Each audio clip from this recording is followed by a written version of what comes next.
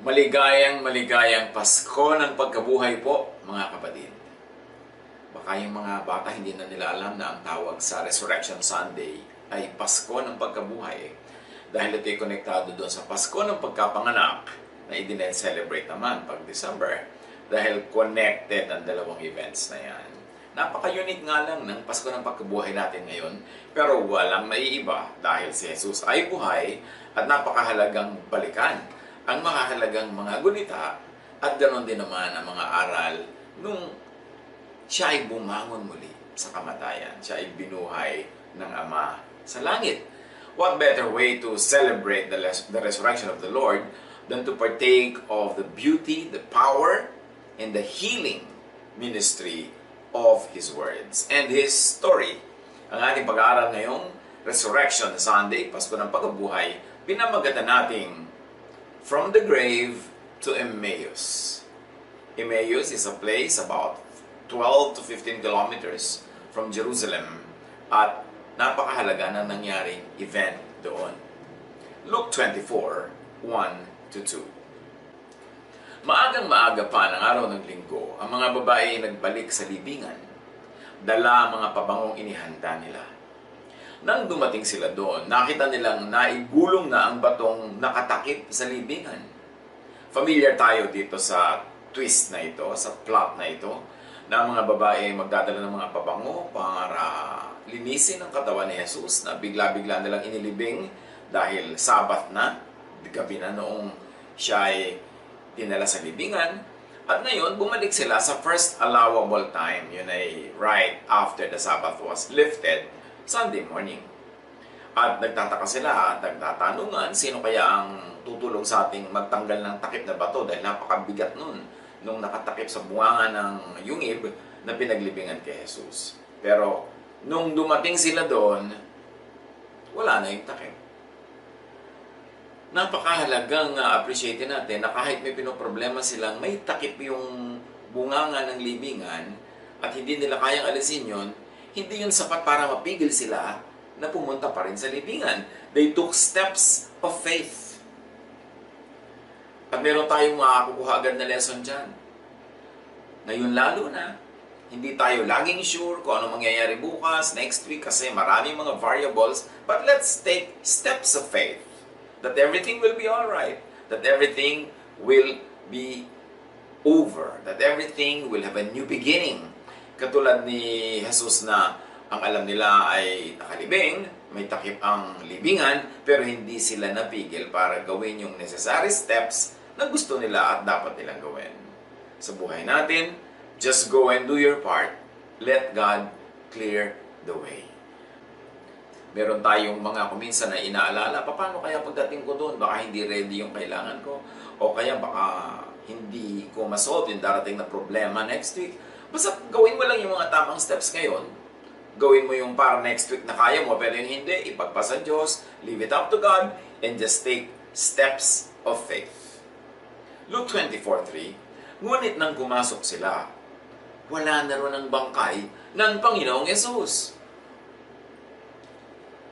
Ano ang mararamdaman mo kung may dala ka mga pabango, binili mo pa naman, lilinisin mo yung katawan, tapos biglang bukas sa pala yung libingan at wala yung katawan? Many people will be disappointed. Baka iba sabi mo, sayang naman yung pabango. May binili pa naman tayo, may dala-dala tayong pabango, tapos hindi ba tutuloy? Nasa na yung bangkay? But some disappointments and fears are good. In fact, some disappointments and fears are for the better. Imagine kung hindi sila na-disappoint. Yung pagpasok nila, nandun pa rin yung bangkay. Tapos sabi niya, okay, magsimula na tayo, linisin na natin, lagyan na natin ng mga pabango and spices. Tapos umuwi na uli sila. Hindi wala tayong pag-uusapan ngayon na Pasko ng Pagkabuhay. Wala tayong pag-uusapan na Resurrection Sunday. But this Resurrection Sunday, which we celebrate, began with a disappointment. Yung mga babae natakot, na-disappoint, nasa yung bangkay. Ang mabuti nga, na-disappoint sila at wala yung pinuntahan nila. Kasi kung nandun, yun na nga, di wala tayo ngayong Resurrection Sunday. Hindi lahat po ng disappointment, hindi lahat ng hinahanap natin na wala. Ibig sabihin, dapat na tayo agad na malungkot, dapat na tayo agad na makaramdam ng kabiguan. Learn to be positive, hopeful, faithful, punong-puno ng faith, When initially, you do not find what you expect. When initially, you do not get what you want. Hindi mo nakita yung hinahanap mo, hindi mo nakuha yung gusto mong kuhanin, dapat ka na mag-isip na masama ang nangyari sa'yo. It could be for the better. At hanapan nyo agad ang ma-apply niyan today sa buhay natin. Hindi lahat ng kabiguan ay talagang dapat na ipagluksa. Hindi lahat ng parang setback. Sabi nga ng isang napakatalinong lalaki, 1 step backward, 2 steps forward. Hindi ko man na backward ka ngayon, backward na forever. Merong atras lang, sa abante ka, parang cha-cha. Kaya, huwag natin laging isipin na negative ang nangyayari, na setback tayo, maraming na iba. Yun ay maaaring isa lamang na paghahanda para isang magandang bagong paniwala ng maraming buhay. Luke 24, 4-5. Samantalang nagtataka sila kung ano ang nangyari, biglang lumitaw sa tabi nila ang dalawang lalaking nakakasilaw ang damit. Dahil sa matinding takot, sila'y nagpatira pa. Tinanong sila ng mga lalaki. Maganda ang tanong ng mga lalaking ito, na sabi naman sa ibang version ay, mga anghel, bakit ninyo hinahanap ang buhay sa lugar ng mga patay? Do not look for life in a grave. What you want to find, search in the right places. Halimbawa, ikaw dalaga, naghahanap ka ng matinong magiging partner sa buhay. Saan mo hinahanap? Hinahanap mo sa bar, hinahanap mo sa mga kalye, hinahanap mo sa mga kung saan lugar ng mga kaduda-duda, kung napakatino ng pinaggagawa ng mga nandun. So, ano bang hinahanap mo? Huwag hanap ka sa tamang lugar. Ito i-apply natin sa paghahanap ng kaibigan, ng kapartner, ng kasosyo. Naghahanap ka ng kasosyo sa negosyo, tapos sa sugalan ka naghahanap. Anong klaseng kasosyo mahahanap mo dun? So, sabi ng anghel, why are you looking for the living among the dead? Dapat hindi nyo dito hinahanap si Jesus, kasi siya ay buhay. Luke 24:6. He is not here. He has risen. Wala siya rito. Siya ay muling nabuhay. Life, blessing is usually not found in the wrong places. Kaya, hindi talaga doon dapat nila hinanap. Pero saan nga naman sila maghahanap? Yung huli nilang nakita, inilibing. Pero nalimutan nila na sinabi ni Jesus na siya ibabangon muli. Kaya lang, yun ang pinaka-practical na gawin nila. Doon nila huling nakita, doon nila pupuntahan. Luke 24:6-8. Alalahanin ninyo ang sinabi niya sa inyo nung nasa Galilea pa siya. Ang anak ng tao ay kailangang ipagkanulo sa mga makasalanan at ipako sa krus. At sa ikatlong araw ay muling mabubuhay. Naalala nga ng mga babae ang mga sinabi ni Jesus noong una. Sa wakas, naalala rin nila. Matapos ipaalala sa kanila ng anghel. Know, understand, and keep in mind important words of and from God. Importante yan sa buhay natin. Make sure you correctly understand, interpret, and apply the words in the Bible. Marami kasi, ang tagal-tagal ng mananampalataya, ang tagal-tagal na nagbabasa ng Biblia, ang tagal-tagal na nag-church.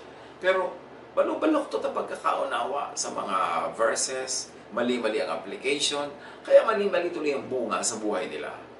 It's important to make sure that you really understand the Bible so you don't get needlessly confused, lost, and disadvantaged. Ang dami-daming victims ng standard hermeneutics. Yung bang pagkakaunawa mo na yun ang ibig sabihin ng verse na yun, na napulot mo lang yun sa nagturo sa'yo, na napulot lang nung nagturo sa'yo, sa nagturo sa kanya, na napulot din nung nagturo sa kanya, sa nagturo doon sa nagturo. Ang nangyari meron palang kaisa-isang pinagmulan lang yung faulty reading na yon.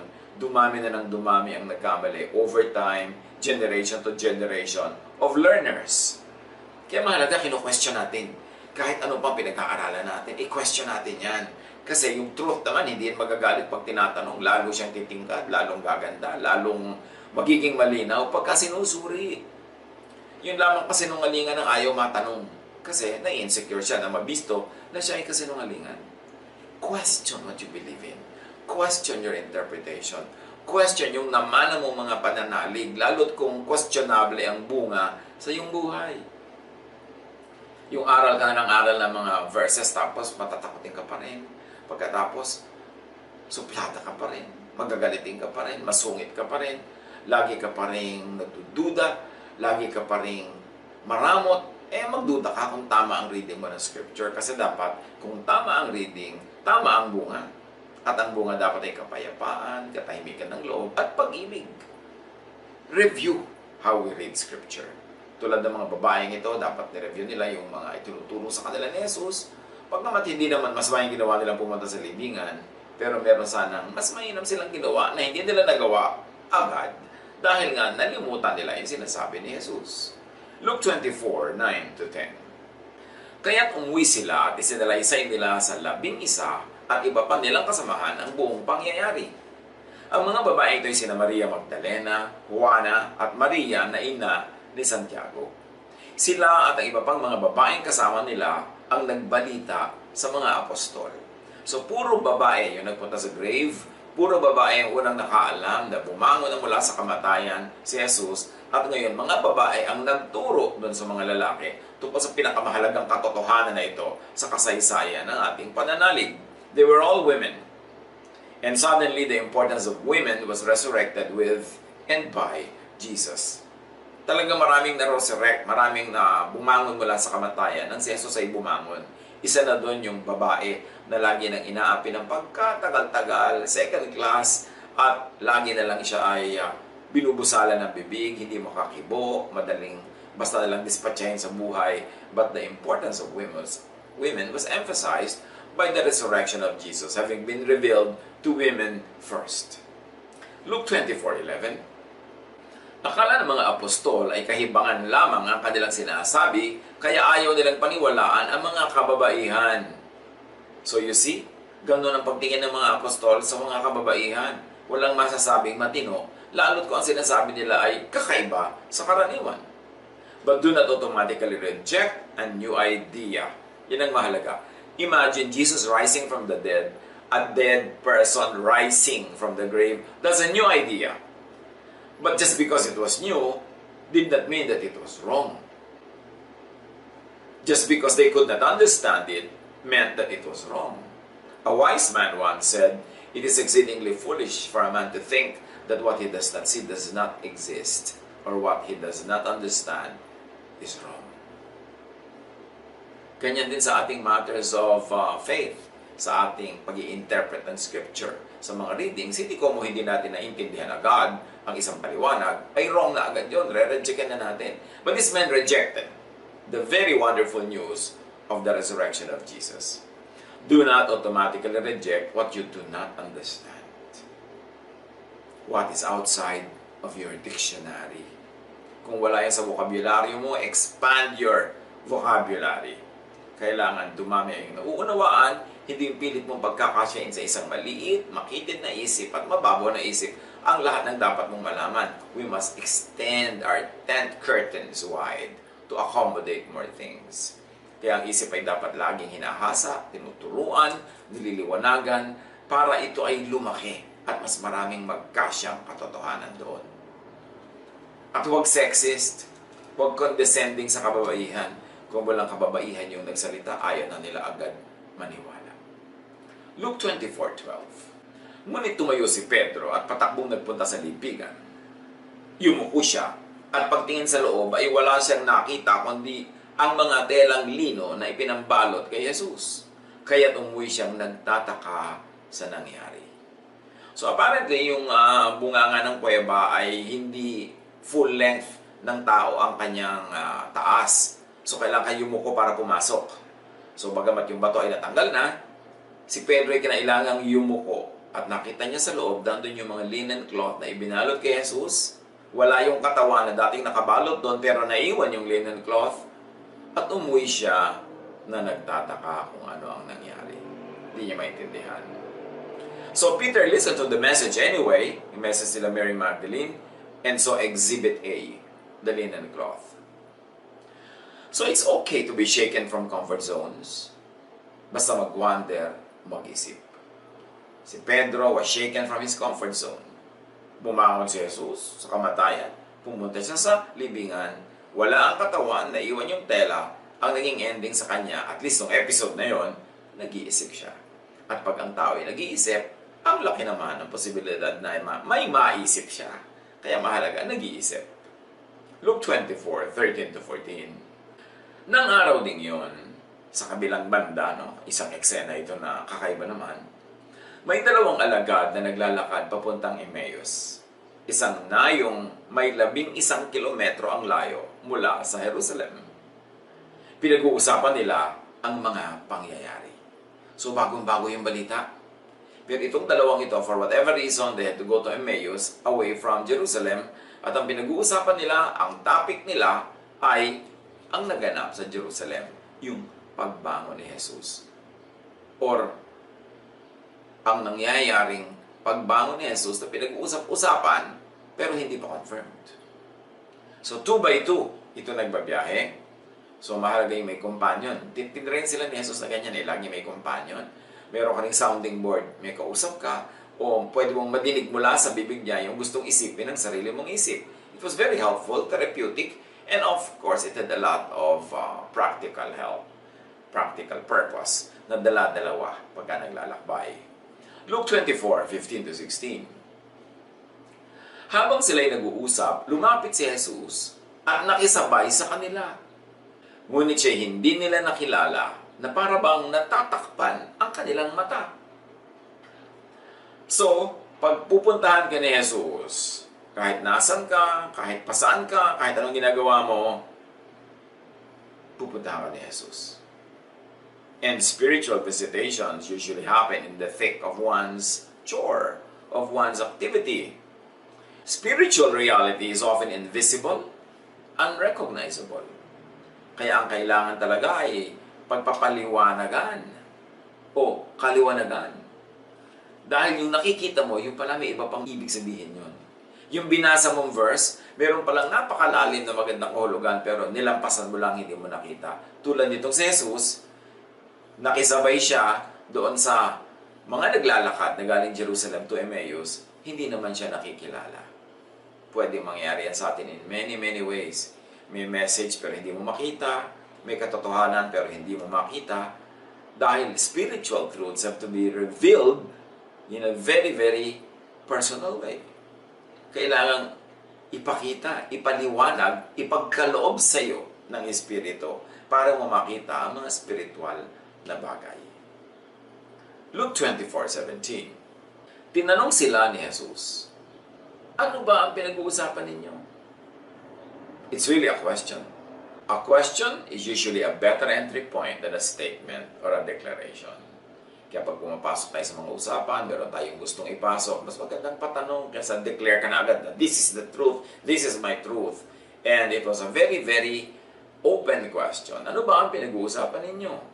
Sa pagpapatuloy, 17-19, tumigil silang nalulumbay at sinabi ng isa sa kanila na nagngangalang Cleopas, ikaw lamang yata ang dayuhan sa Jerusalem na hindi nakakaalam sa mga pangyayaring katatapos lamang maganap doon.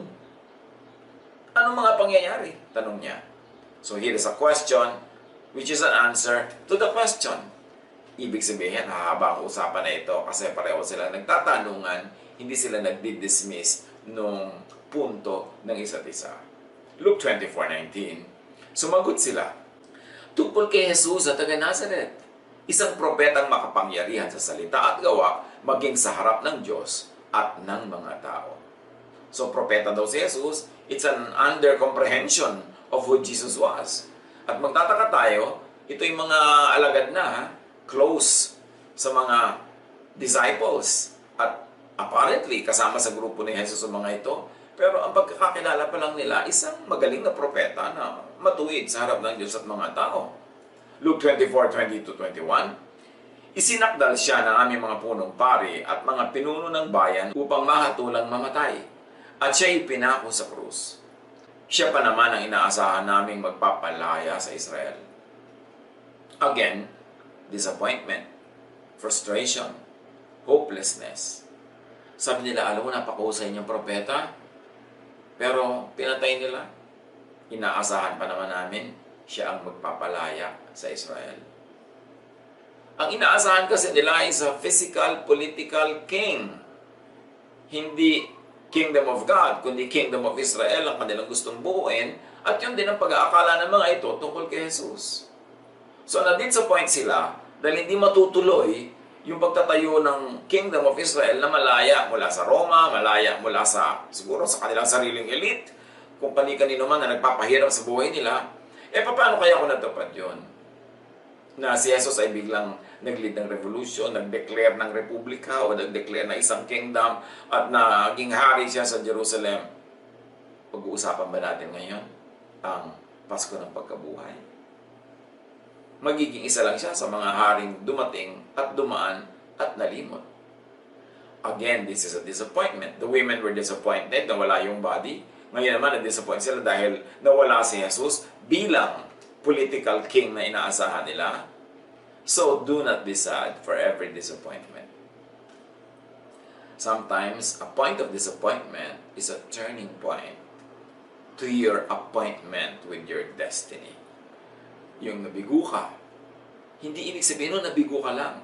Maaaring lumiko ang daan dahil may pupuntahan kang mas mabuti at mas maganda, higit pa sa inaasahan mo. Na dahil nangyari na yon, nagpasalamat ka tuloy na hindi natuloy yung gusto mo dahil may mas mabuting napunta sa'yo. Ganyan din yung kumisan mga nakatakdang ikasal, merong inaasahang mapapangasawa na nila, hindi natuloy. Nadi-disappoint sila agad, parang nawala na ng pag-asa, nawala na ng future. But it could only be a turning point. Because a disappointment point could be the point of your resurrection. It could be the point of your recovery. It could be a jumping board towards something greater and higher. So, natural lang na minsan nakaka-feel tayo ng frustration, kabiguan, pag yung gusto natin hindi nangyari. Pero dapat sandali lang yun, huwag magtagal sa ganung feeling. Get out of that mode, move on, because God is our hope. At sabi ng God Diyos, I know the plans I have for you. Plans not to harm you. Plans to give you hope in the future. So, natural lang at normal na kumisan ma-frustrate pagka yung gusto natin hindi nangyari. Pag may nangyayari ayaw natin. Pero, hope and believe in God that it will be for the better because the future is in the hands of God. It could only be better. Luke 24:21. Sa pagpapatuloy ng dalawang nagkukwento tungkol kay Jesus. Hindi lamang yan. Ikatlong araw na ngayon mula nang mangyari ito. Parang sa pagdidiin nila ng 3 araw na siyang ngailibing, parang point of no return na ang inabot ng lahat.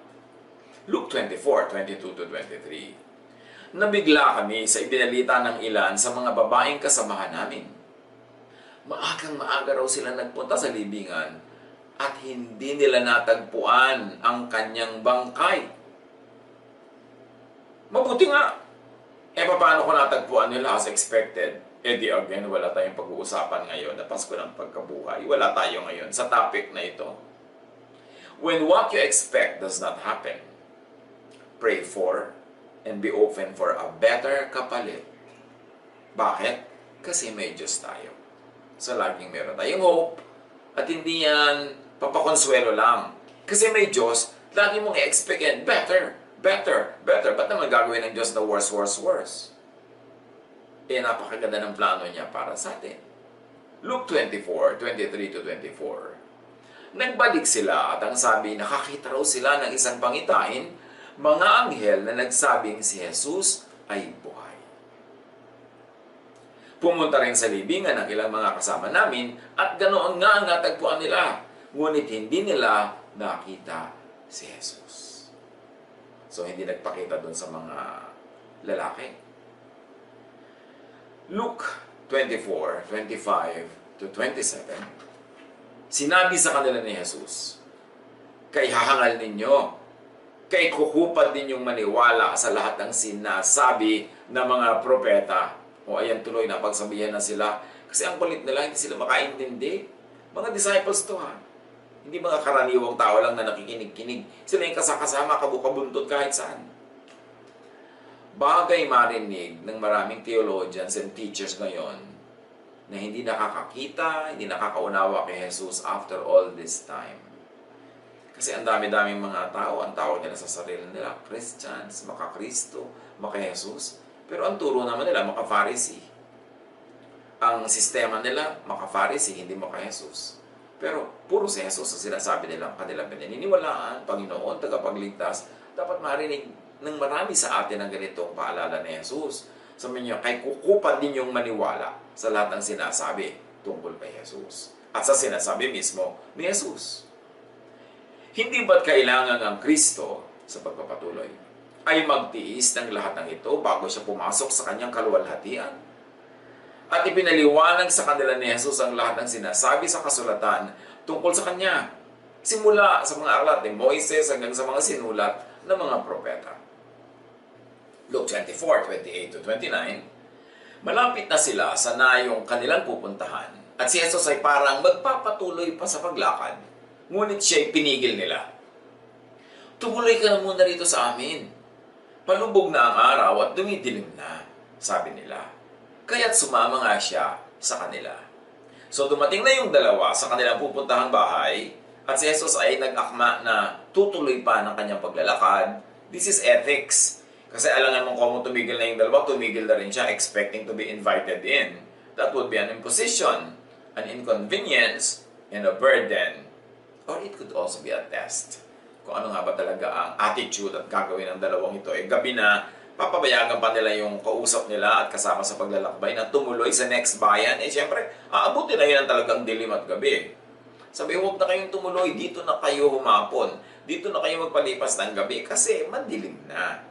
Luke 24:30, nang siya'y kasalo na nila sa pagkain, so nagstay si Jesus, dumampot siya ng tinapay at nagpasalamat sa Diyos. Pagkatapos, pinapiraso ito at ibinigay sa kanila. Take note, this is the first meal of Jesus on record after the resurrection. What's so special? The ordinariness of these two persons. Kasi, hindi naman sila yung mga special disciples. Wala naman sila doon sa 11. Isa lang nga ang binigyan ng pangalan. So siguro babae yung kasama. Maaaring mag-asawa itong dalawang ito. Kaya yung lalaki lang ang tinawag ng pangalan, which is the tradition in biblical writing.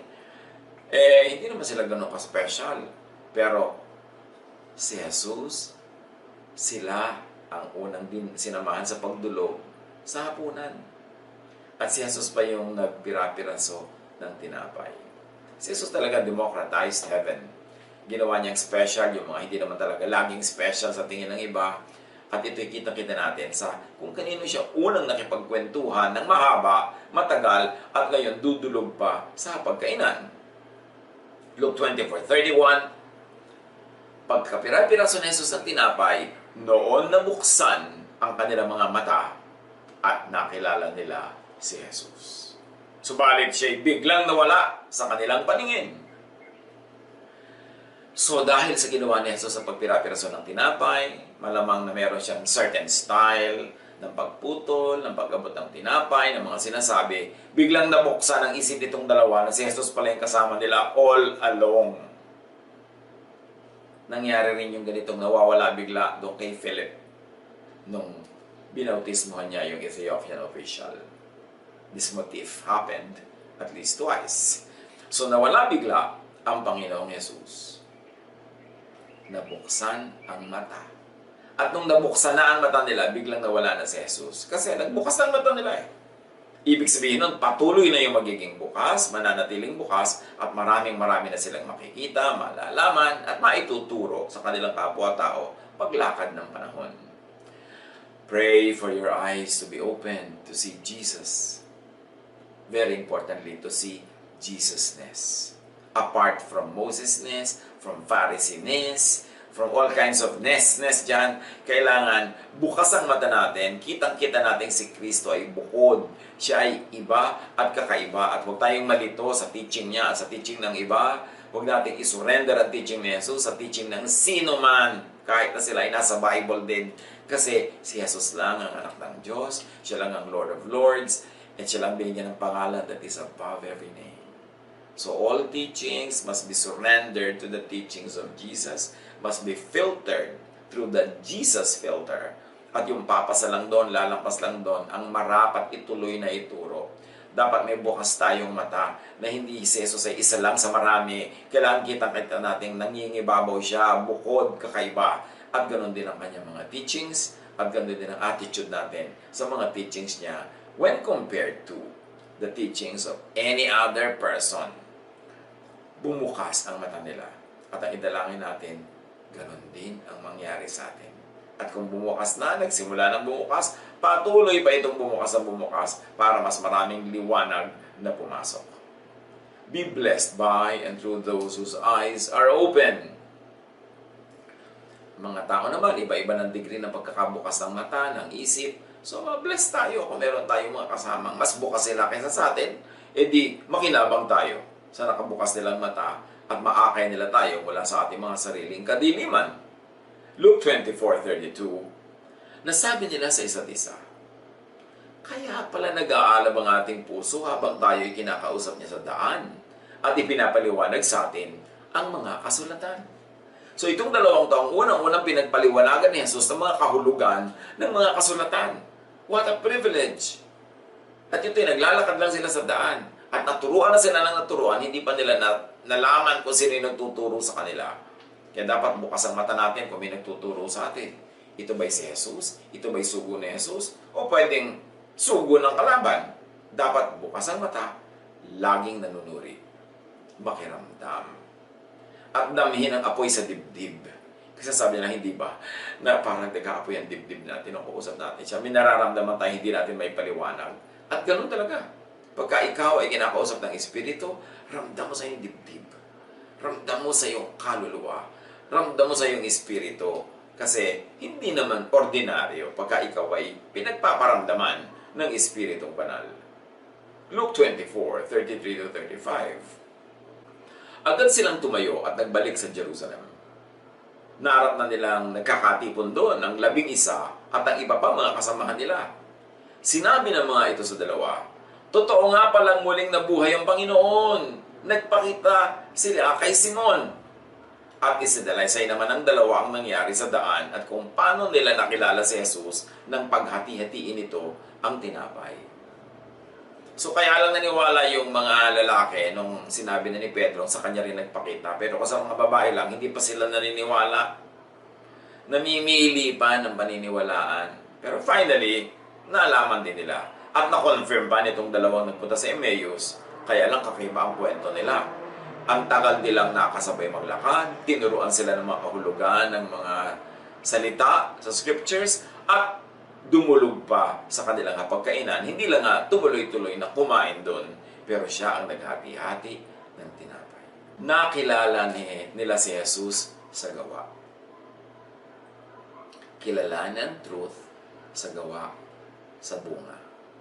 Marami nagtatanong, paano po namin malalaman kung tama ang interpretation ng scripture? Kung tama ang application? Well, malalaman mo yung truth because the truth is Jesus.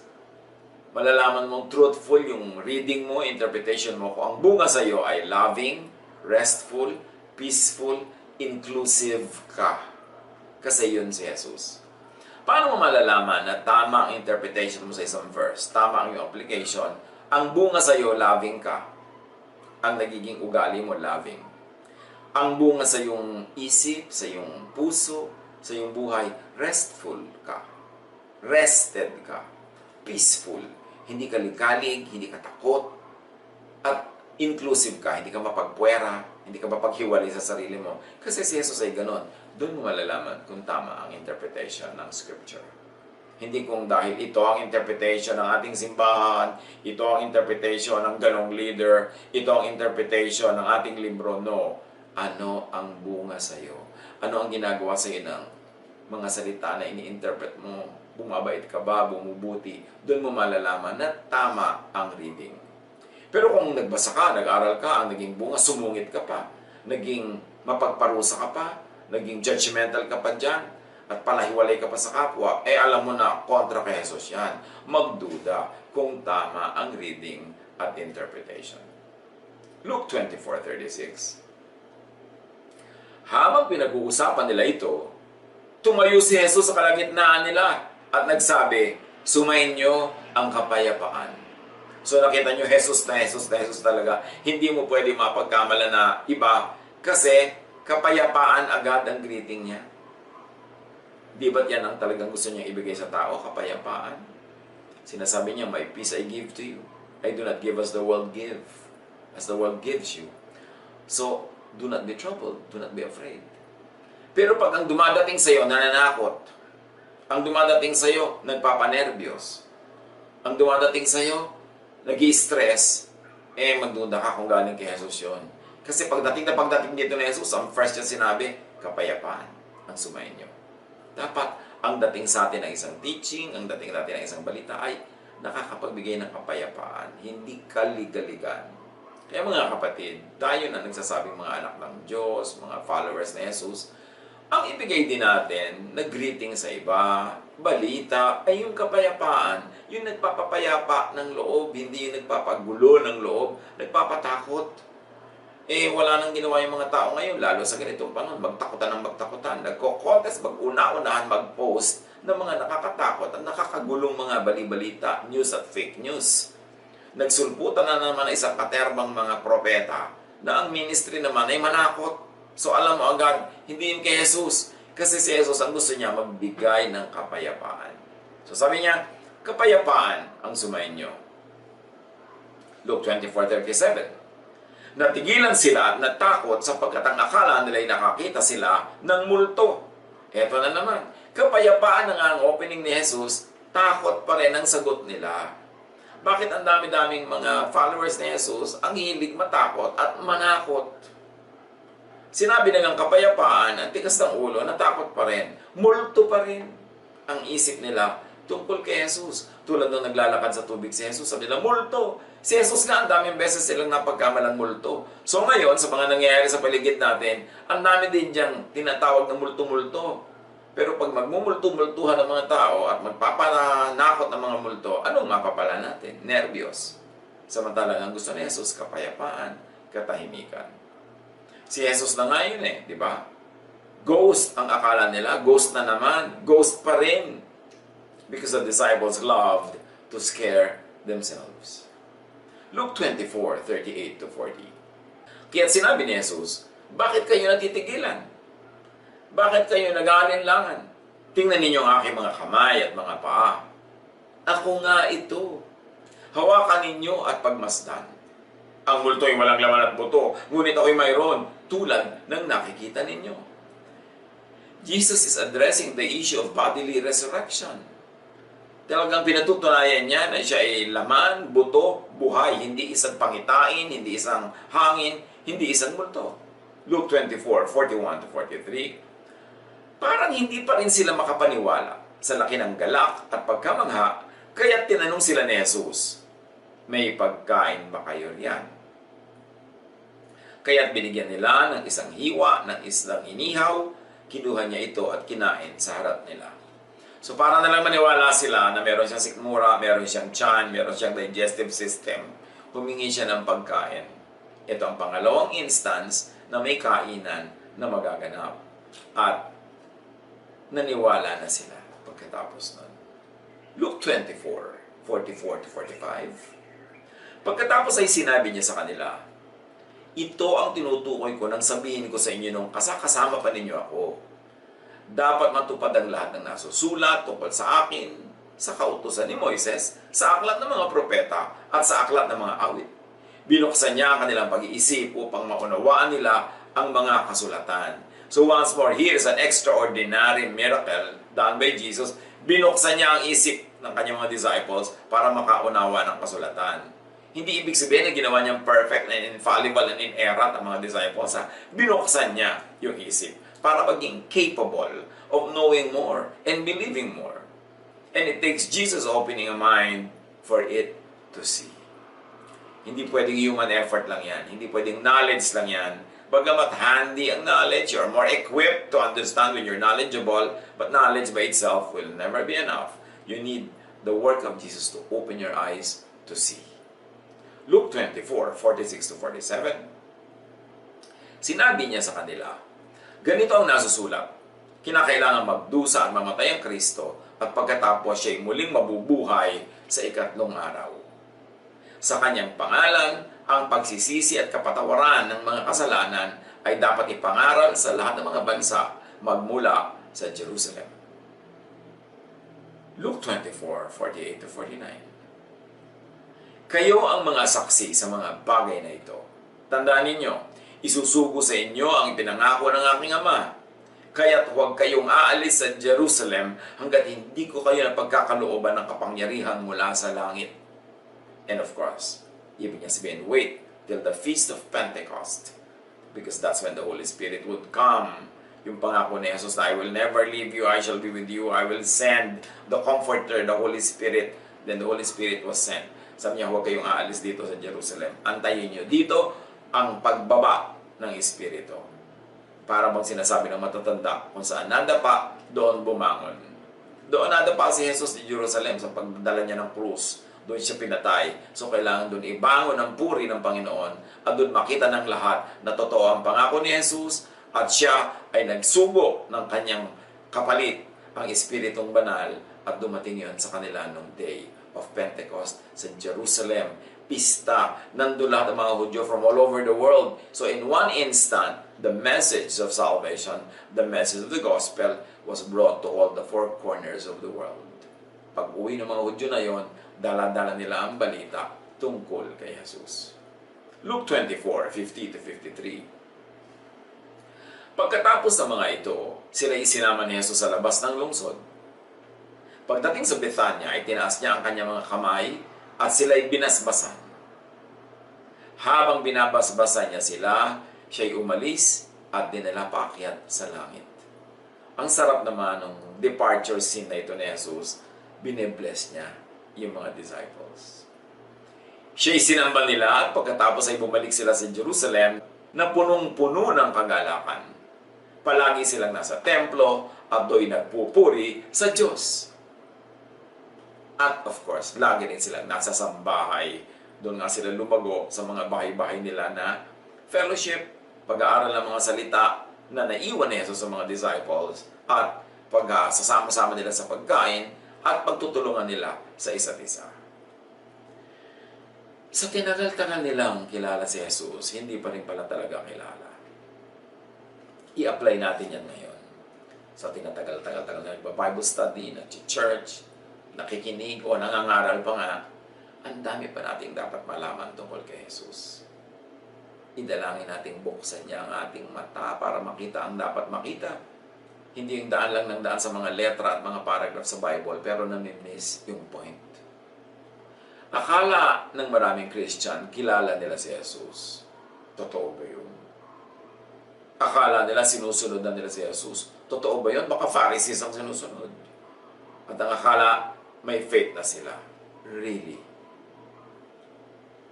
Ang daling madaya, ang daling malito, ang daling matakot, ang daling magtakutan. At madalas, hindi naman si Jesus ang sinusundan, kundi Pharisee. Madalas, hindi naman love, peace, and rest ang mensahe, kundi gulo, kundi hatred, judgmentalism. So, idalangin natin mga kapatid. Buksan ni Jesus ang mata at isip at puso for more and more Jesusness. Si Jesus ang panukat ng lahat. Lahat sa Kanya susukatin at sasalain. Ang dalangin natin, lalo natin siyang makilala. Lalo natin siyang makita. Especially sa panahon na ito, na dapat natin talagang makita at makilala si Jesus. Na kailangan natin makita yung liwanag, hindi yung dilim. Makita natin yung pag-asa, hindi yung takot. At makita natin that God is in control, the Father is in heaven, seated on His throne, and He is in control of heaven and of earth and all His creation. Makita natin yan dahil yan ang pinapakita sa atin ng Panginoong Jesus. Maligayang Pasko ng pagkabuhay.